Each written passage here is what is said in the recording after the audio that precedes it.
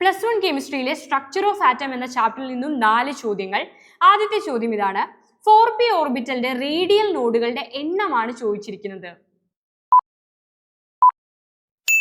4p എന്ന് പറയുമ്പോൾ അവിടെ n വാല്യൂ 4 ആണ്, l വാല്യൂ 1 ആണ്. ആൻഡ് റേഡിയൽ നോഡ്സിന്റെ എണ്ണം കണ്ടുപിടിക്കാനുള്ള ഇക്വേഷൻ n-l-1 ആണ്. സോ 4 - 1 - 1 2 എന്നാണ് ആൻസർ കിട്ടുക. Which is the acidic oxide among the following? തന്നിരിക്കുന്നതിൽ അസിഡിക് ഓക്സൈഡ് ഏതാണ്?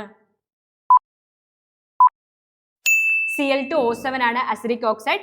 Na2O എന്ന് പറയുന്നത് ബേസിക് ഓക്സൈഡും carbon monoxide is a neutral oxide. ഒരു ഓർബിറ്റലിന്റെ ഷേപ്പിനെ കുറിച്ച് പറഞ്ഞു തരുന്ന ക്വാണ്ടം നമ്പർ ഏതാണ്? Answer is azimuthal quantum number. ഒരു ഓർബിറ്റലിന്റെ n വാല്യൂ 1ഉം l വാല്യൂ 0ഉമാണ്. അത് ഏത് ഓർബിറ്റലിനെയാണ് റെപ്രസെന്റ് ചെയ്യുന്നത്?